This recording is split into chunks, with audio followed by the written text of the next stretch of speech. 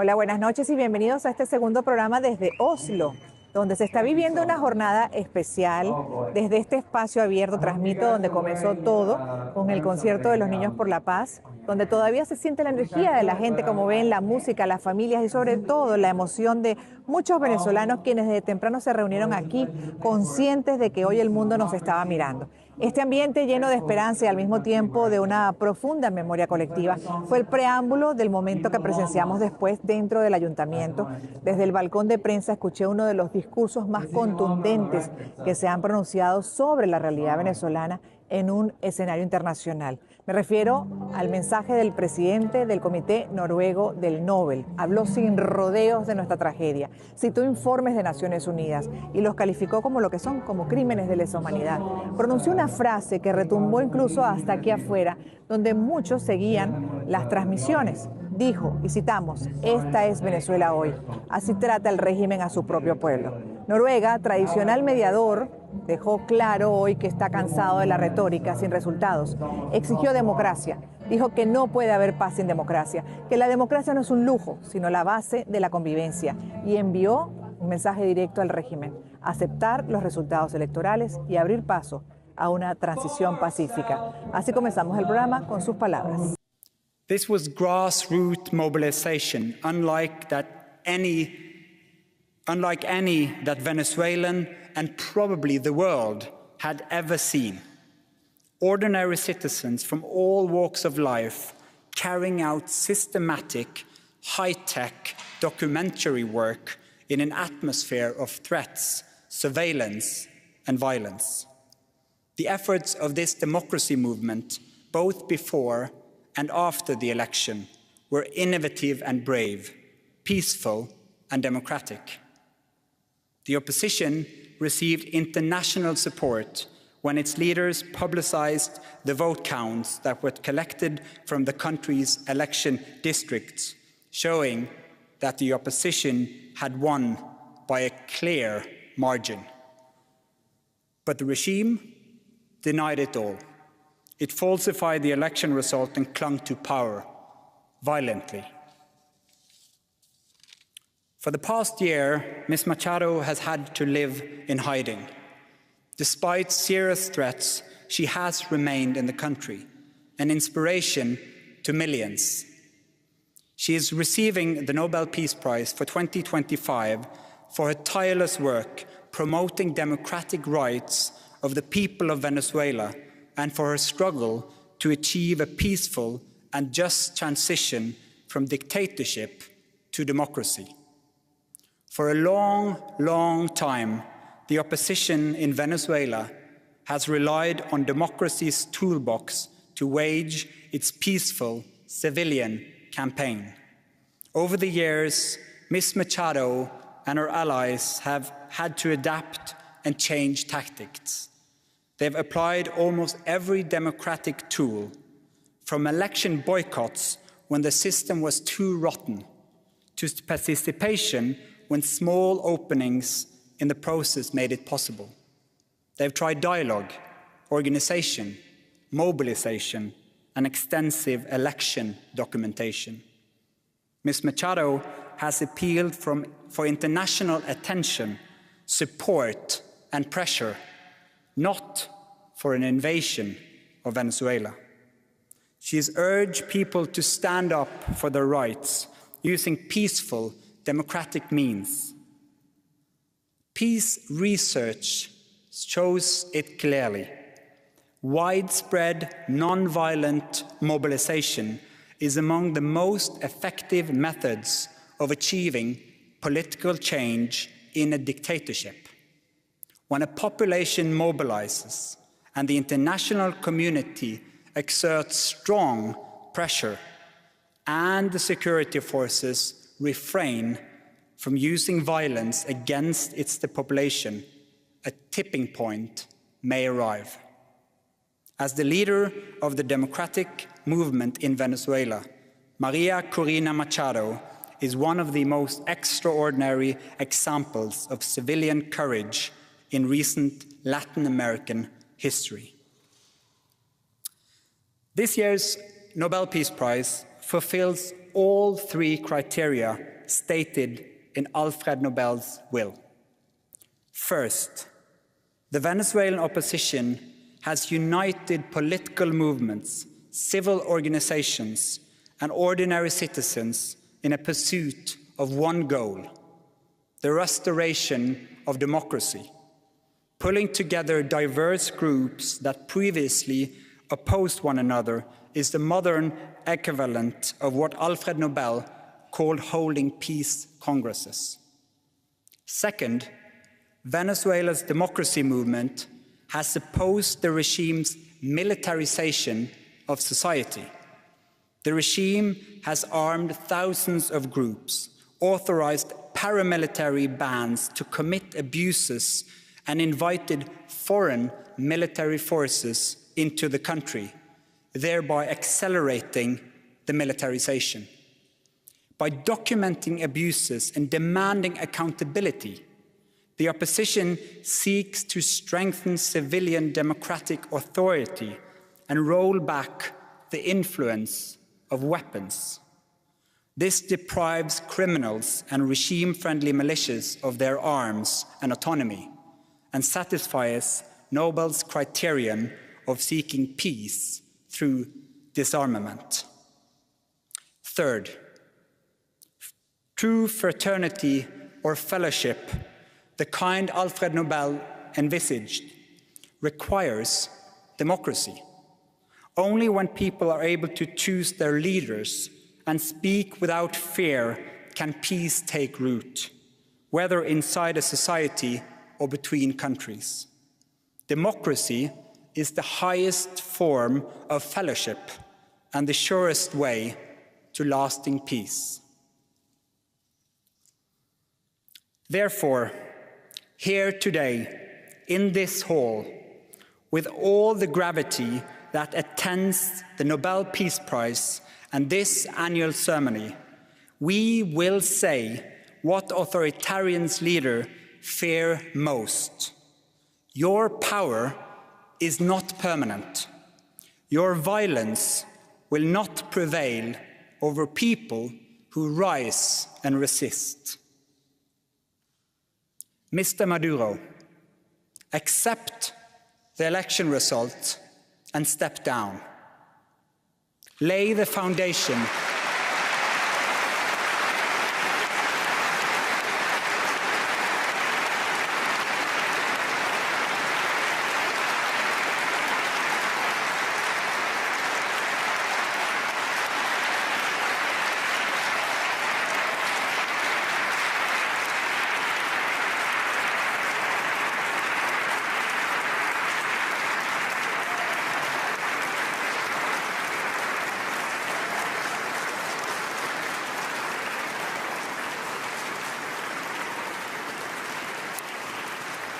lay the foundation for a peaceful transition to democracy, because that is the will of the Venezuelan people. María Corina Machado and the Venezuelan opposition have lit a flame that no torture, no lie, and no fear can extinguish. When the history of our time is written, it won't be the names of the authoritarian rulers that stand out, but the names of those who dared resist, those who stood tall in the face of danger, those who kept going when others gave up. Karl von Ossietzky, Andrei Sakharov, Nelson Mandela. In its long history, the Norwegian Nobel Committee has honored brave women and men who have stood up against repression, who have carried the hope of freedom in prison cells, in the streets, and in public squares, and shown by these actions that resistance can change the world. Today, we honor María Corina Machado. We pay tribute as well to all who wait in the dark, all who have been arrested and tortured or disappeared, all who continue to hope, all those in Caracas and other cities of Venezuela, who are forced to whisper the language of freedom. May they hear us now. May they realize that the world is not turning away, that freedom is drawing closer, and that Venezuela will become peaceful and democratic. Let the new age dawn. Thank you.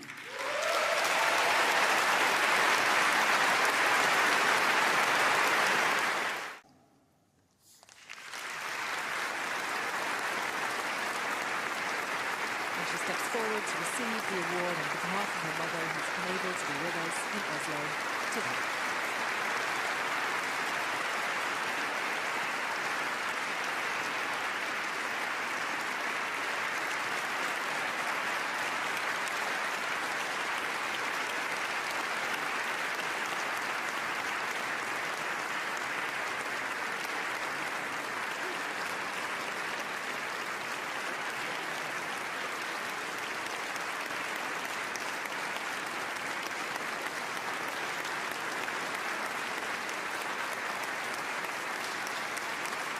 Many in the audience choose now to stand in ovation in recognition of the democratic movement in Venezuela.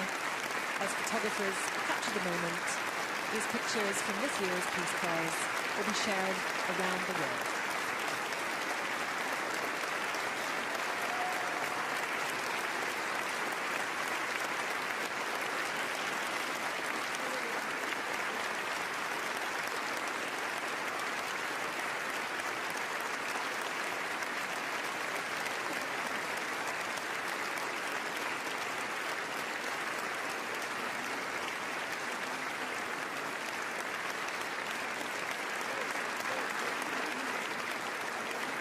En el Ayuntamiento se vivió el momento más emotivo de la ceremonia. Ante la ausencia de María Corina Machado, su hija, Ana Corina Sosa, subió al escenario para recibir el Premio Nobel de la Paz. Y lo primero que dijo con evidente emoción fue que le tocaba la gran responsabilidad de hablar por su madre y que esperaba que en algún momento pudiera llegar y estar allí cumpliendo su promesa, estar acá en Oslo. Esa frase estremeció la sala. Y luego recibió la medalla, el diploma. Abrió el discurso preparado por su madre con un mis queridos venezolanos, dejando claro que este Nobel no es individual, sino un homenaje a todos los venezolanos donde nos encontremos, quienes hemos luchado por muchos años, resistido en medio de exilio, de persecución, de dolor. Dedicó el premio a los millones de venezolanos que han defendido la libertad y la democracia y afirmó que Venezuela volverá a respirar, que llegará el día en que las cárceles se abran y los inocentes recuperen la luz. La ovación fue larga y aquí afuera, donde muchos venezolanos seguían el acto y el discurso, se sintió como un abrazo colectivo, un momento que trascendió el premio y que volvió a poner a Venezuela en el centro del debate mundial. Threatened by that truth, though, the regime prohibited me from running for president. It was a harsh blow, but mandates belong to the people. We set out to find another candidate who could take my place. Edmundo González Urrutia stepped forward, a calm, brave former diplomat. The regime believed he posed no threat, but they underestimated the resolve of millions of citizens, a plural, vibrant society that in all its diversity found unity in a common purpose. Communities, political parties, unions, students, and civil society stood together and worked as one so that the voice of a nation could be heard. We were 3 months from election day, and almost no one knew his name. But votes were not enough. We had to defend them. For over a year, we had been building the infrastructure to do so. 600,000 volunteers across 30,000 polling stations, apps to scan QR codes, digital platforms, diaspora call centers. We deployed scanners, Starlink antennas, and laptops hidden inside fruit trucks to the furthest corners of Venezuela. Technology became a tool for freedom. Secret training sessions were held at dawn in church back rooms, kitchens, and basements, using printed materials that were moved across Venezuela like contraband. Finally, election day arrived on July 28th, 2024. Before dawn, lines wrapped around blocks. A quiet, trembling hope filled the air. Our live tracking showed turnout rising across every state and town. And then the electoral tally sheets, the famous actas. The sacred proof of the people's will began to appear.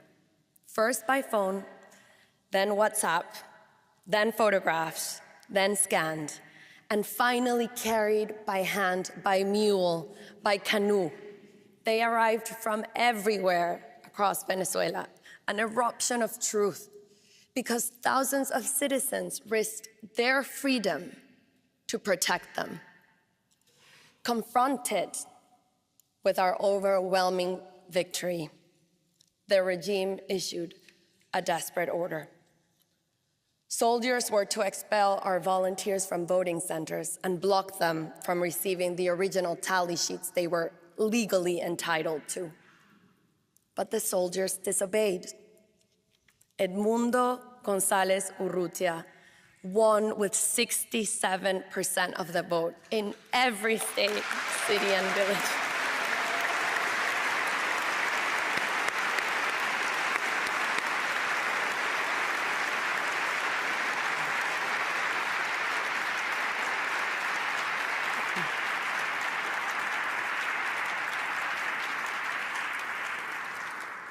In every state, city, and village, every single tally sheet told the same story.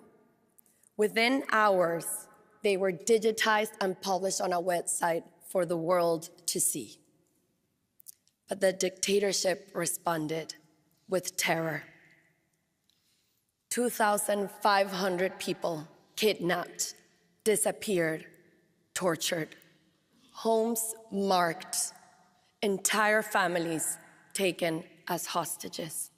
Priests, teachers, nurses, students, anyone who dared share a tally sheet was hunted down.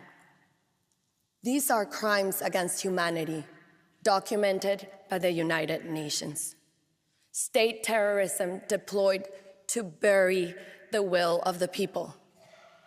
Some of the more than 220 children detained after the elections were electrocuted, beaten, and suffocated until they repeated the lie the regime needed, falsely incriminating themselves of being paid by me to protest.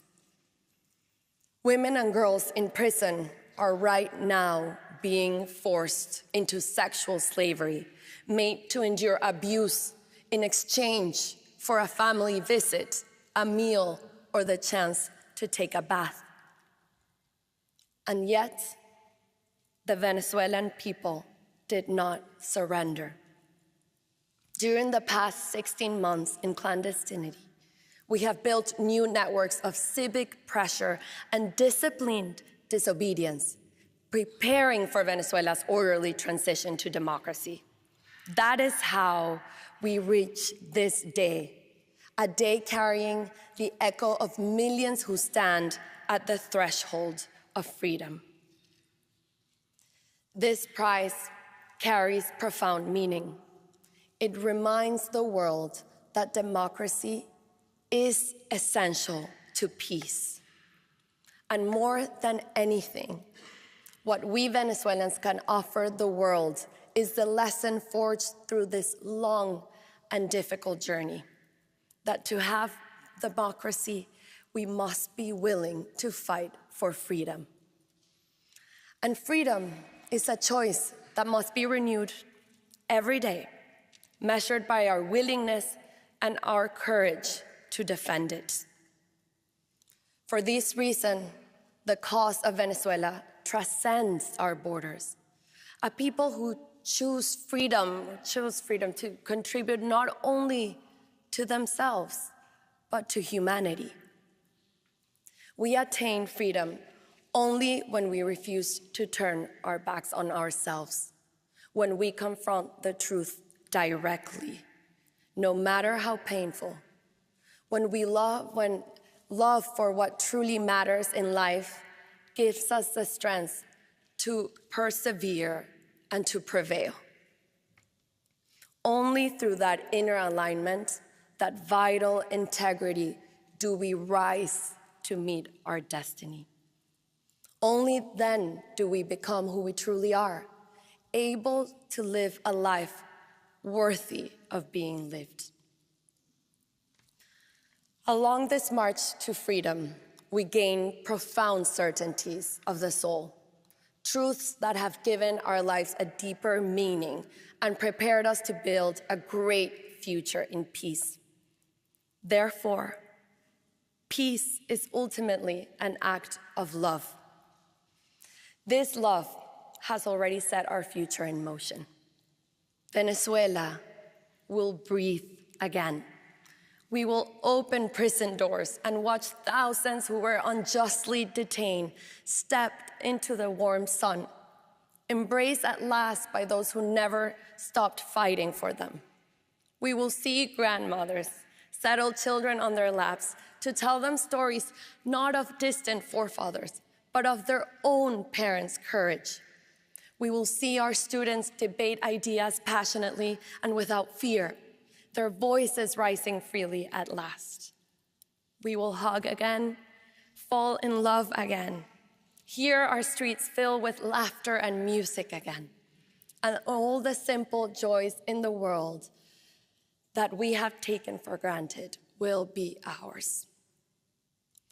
My dear Venezuelans, the world has marveled at what we have achieved, and soon it will witness one of the most moving sights of our time, our loved ones coming home.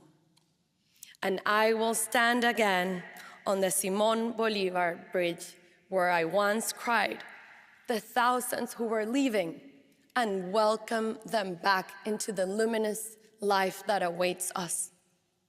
Because in the end, our journey towards freedom has always lived inside us. We are returning to ourselves. We are returning home.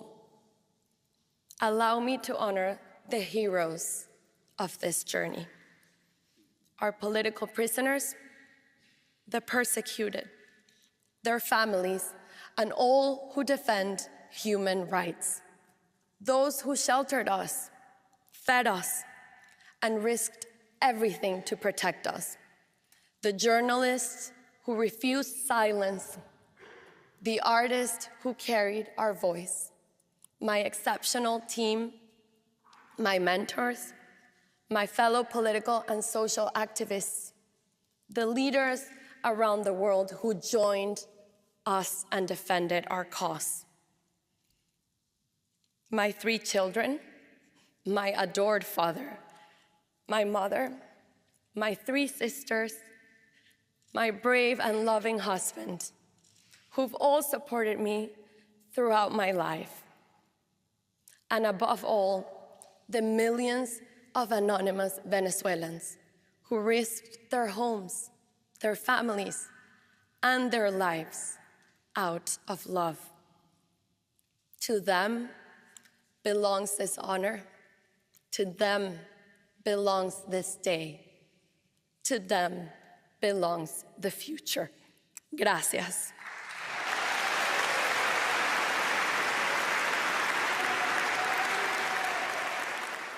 Luego del evento tuve oportunidad de hablar con el embajador Washington Abdallah, quien me compartió su impresión sobre este día y, entre otras, sobre el discurso del presidente del Comité del Nobel. Me dijo que quedó impactado por la claridad, por la firmeza con la que describió la situación venezolana.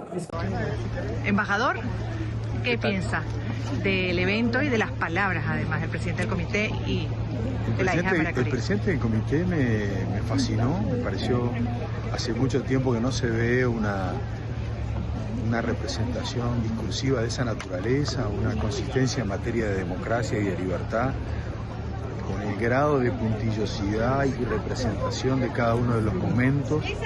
Creo que francamente es sorprendente. Es un discurso que la ciencia política va a analizar, no es un discurso más, es un discurso súper trascendente. ¿Se acuerdan de aquel libro de Bosky y el otro autor que hablaban de cómo mueren las democracias? Me parece que es un discurso de cómo hay que hacer para darles consistencia a las democracias. Creo que es un jalón en la política, en la ciencia política. Te lo digo con toda franqueza, es un discurso absolutamente impactante. Y lo de la hija de María Corina, llegó un momento que no sé si era María Corina, había como una mimetización, algo increíble, sumamente emocionante también. Hay un momento hasta tan increíble cuando ella está leyendo el discurso de su madre y habla de sus hijas y ella es la propia hija en ese discurso. Creo que ese es un detalle menor, pero lo sustancial es lo profundo, ¿no? La devolución a Venezuela de todo lo que Venezuela tiene derecho a recuperar. Y eso lo dijo María Corina, fue puntillosa, básicamente le devolvió a Venezuela lo que Venezuela tiene derecho a tener, que es su dignidad, su momento de libertad, su momento de recuperación democrática. No creo que haya habido en la historia de las últimas décadas una mejor elección que esta.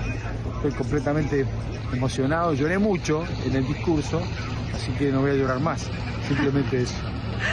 Sí, son momentos que conmueven y además también nos invitan a continuar, ¿no? Así lo siento, claro. Porque ella no estuvo hoy, pero más bien eso evidencia y subraya incluso las palabras del propio presidente del comité, de la complejidad de Venezuela y por qué hay que actuar ya. Claro, viste que esta es una secuencia, este es un momento en la historia, pero ahora viene el otro momento en la historia real en Venezuela, que es el que todos anhelamos, aspiramos, que es el colapso del régimen, la caída del régimen. Me da la impresión de que estas campanas que están sonando son como que representan algo global. El régimen no puede estar evitando haber visto esto hoy y el planeta entero lo está viendo.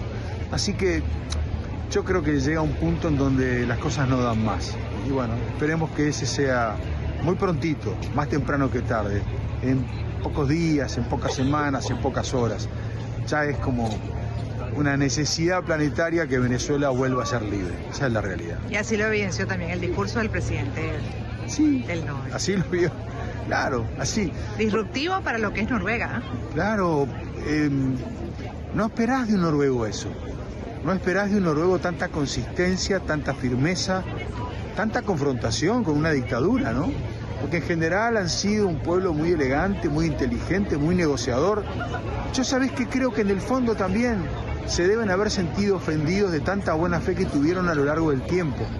Porque este pueblo, que es un pueblo negociador en democracia y que tiene una cultura de democracia enorme, yo creo que también en algún momento sintió, bueno, nosotros hemos puesto de todo, hemos puesto negociadores, articuladores, mediaciones, mesas de diálogo. Nos faltaron el respeto, nos tomaron el pelo estos guasos, estos intolerantes, y me parece que con la elegancia del presidente del comité hoy o del integrante del comité fue fantástico. Y creo que eso es lo que pasa. En la vida, yo creo que en la vida todo se cobra y se paga acá mismo, te las devuelven. Y la dictadura está recibiendo hoy este aislamiento planetario porque es lo que merece aquel que se ubica en el territorio del mal, que hace las cosas mal, que solivianta derechos humanos. Cuando se hicieron referencia a todos los privados de libertad y a los secuestros que hubo luego del 28 de julio, yo me había olvidado de esa cifra. Tengo la cifra total de los presos privados de libertad, tengo las cifras de las muertes, pero se me había escapado que luego del 28 de julio había habido esos 250 momentos. Te das cuenta que todo ese drama que ha vivido Venezuela es insoportable y es insostenible. Y creo, lo he dicho más de una vez, es la dictadura más cruenta que ha tenido América del Sur. Ya está. Y mire que ha tenido bastantes cruentas. Sí, pero esta es la más cruenta. La más cruenta, la más violenta, esta es la más cruenta. Así que bueno, ya llegó la hora de que termine. Gracias por estar acá también, embajador. Dale, arriba a ti, un beso grande. Y aquí afuera también vivimos otro momento muy emotivo. Ana Corina Sosa vino a agradecer a los venezolanos que viajaron desde distintos países, hicieron grandes esfuerzos para estar acá y justamente se acercó para agradecerles. Al final, ya cuando iba de salida, con nosotros tuvo unas palabras muy emotivas que se las presentamos a continuación.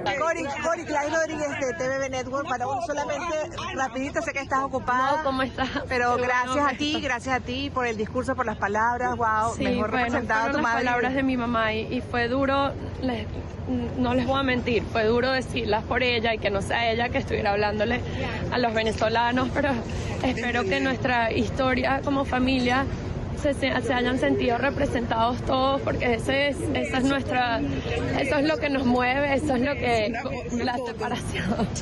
la separación que todos vivimos. La nuestra es solo una de millones de venezolanos y yo entiendo ese anhelo de querer volvernos a abrazar, de estar con nuestros seres queridos, pero hoy el mundo entero nos ve y celebra nuestra causa, que es una causa digna, es por la libertad, es por nuestro futuro, es por nuestro país, es por nuestras familias, y yo solo espero que los hayamos hecho orgullosos y que los hayamos representado, porque esto es para todos los venezolanos. Así que les mando un abrazo y perdonen que estoy tan conmovida, pero gracias. Bendiciones. Gracias. Hoy la música también marcó esta jornada del Nobel de la Paz. Primero Danny Ocean se presentó ante el público llevando la voz y la energía de una generación de venezolanos que ha tenido que emigrar, reinventarse y seguir creando desde la distancia. Su interpretación conectó de inmediato con los jóvenes y con muchos de los venezolanos que estaban acá, dentro y fuera, y por supuesto en cualquier parte del mundo. Pero hizo lo propio con una presentación profundamente emotiva. Su música cargada de historia, de tradición, de denuncia, de sensibilidad, llenó la sala de un silencio conmovedor. Fue un recordatorio de cómo el arte puede decir lo que a veces las palabras no alcanzan. Dos estilos distintos, dos generaciones distintas, pero un mismo mensaje. La música también habló por Venezuela hoy en Oslo.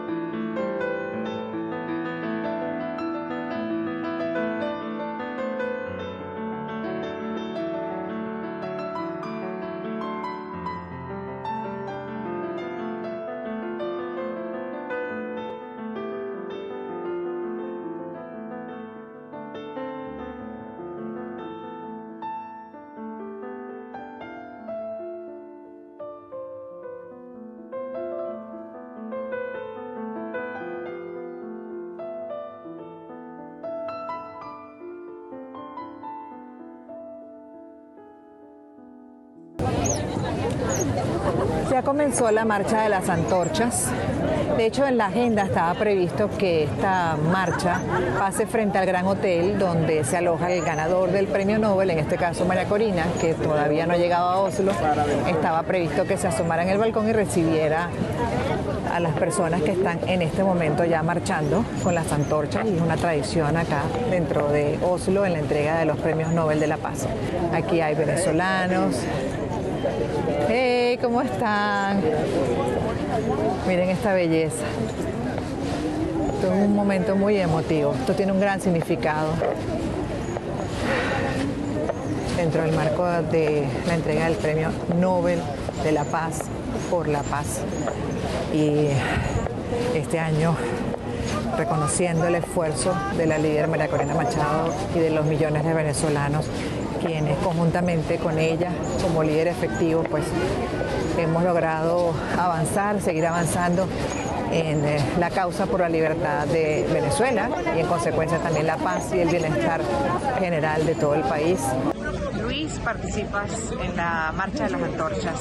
Contigo cerramos el programa. Un mensaje para este segundo día de transmisión especial, ya de entrega del Premio Nobel, sin la galardonada María Corina Machado, recibido por su hija y con muchos venezolanos ansiosos además por ese cambio que urge y para el bienestar general. Mira, este es un Nobel para todos los venezolanos que han hecho una lucha democrática, pacífica, pero sobre todo una lucha.